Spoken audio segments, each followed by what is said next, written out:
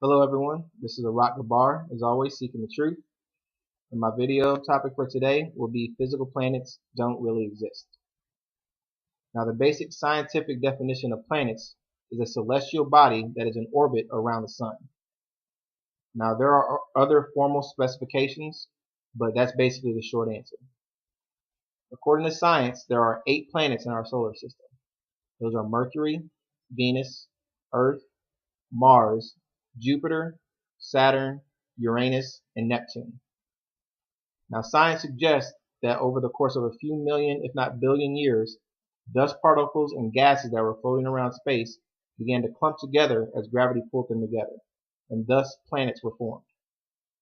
Now, despite the fact that no average person has ever been to or actually physically seen a planet, our government and our education systems have gone through great and extraordinary lengths to prove that planets actually do exist. Now, yes, we've had astronauts that have claimed to have flown around in space and supposedly land on the moon. And we've also seen so-called footage and seen all these fancy mathematical and scientific formulas that suggest that there is something else out there. But the question is what if it's all a lie?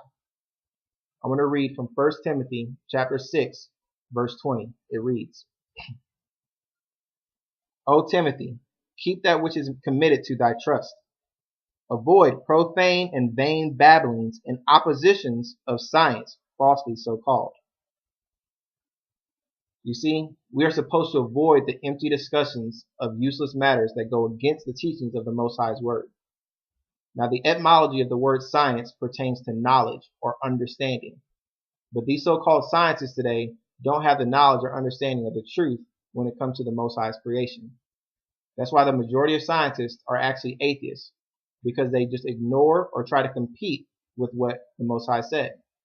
So let's look into the Bible and see what the Most High said about His creation and planets. I'm going to be reading from Genesis chapter 1, verses 1 through 5. It reads, In the beginning, God created the heaven and earth, and the earth was without form and void, and darkness was upon the face of the deep. And the Spirit of God moved upon the face of the waters. And God said, Let there be light. And there was light. And God saw the light, and it was good. And God divided the light from the darkness. And God called the light day, and the darkness He called night. And the evening and the morning were the first day. So here we see on the first day that the earth was in a gas form. Water actually has 3 different forms: gas, liquid, and solid. The deep referred to in this verse today we call outer space. So yes, in the beginning there was nothing but gas floating around in outer space. In the midst of that chaos, God created light. But the light that He created was not the sun, because the sun had not yet been created. Now let's keep reading. Genesis chapter 1, verses 6 through 8. It reads, And God said, Let there be a firmament in the midst of the waters, and let it divide the waters from the waters. And God made the firmament, and divided the waters which were under the firmament from the waters which were above the firmament. And it was so. And God called the firmament heaven. And the evening and the morning were the second day. Now we see that God created a separation. Today we call this the ozone layer. Everything above the ozone layer is heaven, not space. I also want to point out here the repetition of how the day begins and ends with evening and morning. This is showing that a biblical day actually begins in darkness. Nighttime first, then daytime. Moving on, Genesis chapter 1, verses 9 through 13. And God said, Let the waters under the heaven be gathered together unto one place, and let the dry land appear. And it was so. And God called the dry land earth, and the gathering together of the waters called He seas. And God saw it was good. And God said, Let the earth bring forth grass, and herb yielding seed, and the fruit tree yielding fruit after his kind, whose seed is in itself upon the earth. And it was so. And the earth brought forth grass, and herb yielding seed after his kind, and the tree yielding fruit, whose seed was in itself after his kind. And God saw it was good.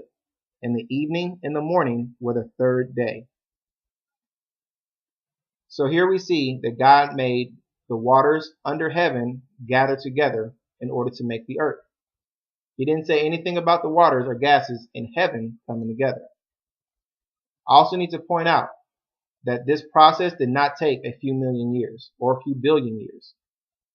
In 2 Peter chapter 3, verse 8, it reads, "But beloved, be not ignorant of this one thing, that one day is with the Lord as 1,000 years, and 1,000 years as is one day." So from the beginning of creation until earth was completed was only 3 days with the Most High. So that's an equivalent to about 3,000 years. Not a few million or billion years like science suggests. Okay, going back to Genesis chapter 1, verse 14 through 19, it reads, "And God said, Let there be lights in the firmament of heaven, to divide the day from the night, and let them be for signs and for seasons, and for days and years, and let them be for lights in the firmament of heaven, to give light upon the earth. And it was so. And God made 2 great lights, the greater light to rule the day, and the lesser to rule the night. He made the stars also. And God set them in the firmament of heaven to give light upon the earth, and to rule over the day and over the night, and to divide the light from the darkness. And God saw it was good. And the evening and the morning were the 4th day." So here we see that the Most High created the sun, the moon, and the stars, all for the purpose of ministering to the earth. So this proves that the earth is actually the center of the universe, not the sun. Now, I'm not going to read the rest of Genesis, but to summarize, day 5, God created the fish and the birds. Day 6, he created beast and man. Then day 7, he rested. Then that's the end of creation. So from the beginning to the end of creation, there was never a mention of anything called a planet. There is only earth and everything on earth. Then in heaven, there's the sun, the moon, and the stars, which were all created specifically for the earth. So now the question is, where do we get the idea of planets from? The word planets is mentioned only one time in the Bible.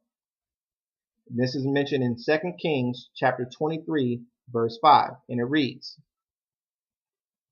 "And he put down the idolatrous priests from the kings of Judah, had ordained to burn incense in the high places in the cities of Judah, and in the places around about Jerusalem. Then also that burned incense unto Baal, unto the sun, and to the moon, and to the planets, and to all the host of heaven." See, when Israel began to mix with the other nations, they began to follow after their pagan gods. And various forms of Baal worship included worshiping the sun, the moon, and planets. But we know that God didn't create anything called planets in heaven. So what exactly are these planets? We're going to read from Acts chapter 14, verses 11 through 15. It reads,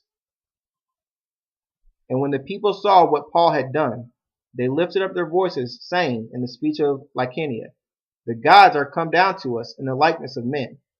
And they called Barnabas Jupiter, and Paul Mercurius, because he was the chief speaker. Then the priest of Jupiter, which was before their city, brought oxen and garlands into the gates, and would have done sacrifice with the people, which when the apostles Barnabas and Paul heard of, they rent their clothes, and ran in among the people, crying out, and saying, Sirs, why do these things? We also are men of like passions with you, and preach unto you that you should turn from these vanities unto thy living God, which made heaven and earth and the sea, and all things therein."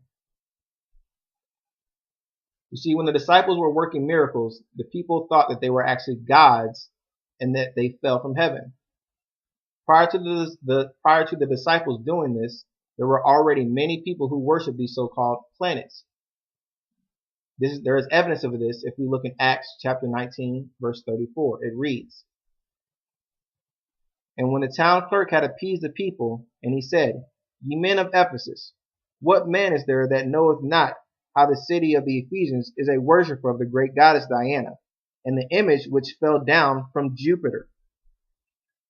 See, entire cities at once were believed to worship planets. The question still, though, is why? We can find the answer in Genesis chapter 6, verses 1 through 4. It reads,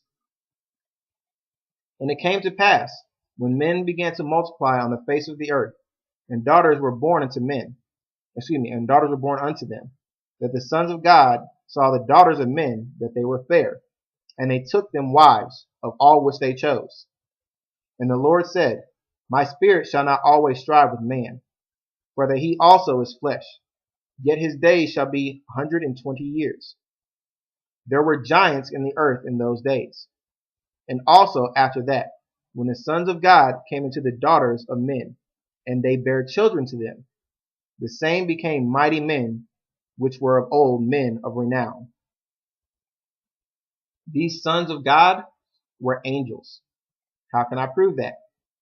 Go to the book of Job, chapter 1, verse 6 through 7. It reads, "Now there was a day when the sons of God came to present themselves before the Lord, and Satan came also among them. And the Lord said unto Satan, Whence comest thou? Then Satan answered the Lord and said, From going to and fro in the earth, and from walking up and down it." Only angels can actually present themselves before the Most High. So these sons of God were angels. This also shows that angels also operate in the heaven and walk on earth. For more proof that these sons of God are angels and not men, we can read from Job chapter 38, verses 4 through 7. It reads, "Where wast thou when I laid the foundation of the earth? Declare if thou hast understanding. Who hath laid the measure thereof, if thou knowest? Or who hath stretched the line upon it? Whereupon the foundations thereof fastened? Or who laid the cornerstone thereof?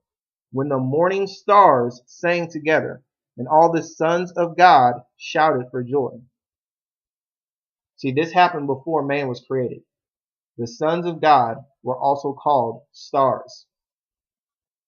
Now, more proof on that we can find in Jude chapter 1, verse 6. It reads, "And the angels which kept not their first estate, but left their own habitation, he hath reserved in everlasting chains under darkness unto the judgment of the great day." Now I'm going to jump down to verse 13. "Raging waves of the sea, foaming out of their own shame, wandering stars, to whom is reserved the blackness of darkness forever." The Bible refers to angels that fell as wandering stars. The Greek word for wandering in the scriptures is G4107 in the Strongs. And that word is planets or planetes or planet. And it means a rover or an erratic teacher. See, the book of Enoch specifically in chapter 7 and 8 shows us that these fallen angels were the ones that taught man science. Because of that, man started to worship these wandering stars as gods. And now, even still today, these same spirits are honored and idolized through science. The truth is that they do not physically exist. Saturn, Mercury, Mars, and all of these so-called planets are just names of fallen angels that were once worshipped by pagans in Rome and in Greece. That's why at one point we were actually taught Greek mythology in schools. It came from the real belief and knowledge that these so-called planets were once worshipped as gods. Now, the next several videos on my playlist go into further detail on this topic. I hope so far, though, that this video has gave you some type of insight and provided you with some useful knowledge for your own use. I highly encourage people to do their own research and continue to seek the truth. But if you like my video, if you like my page, please feel free to hit like and subscribe to my page for more. Like I said, I always encourage people to do their own research, and remember to always seek the truth. Thank you for watching. Shalom.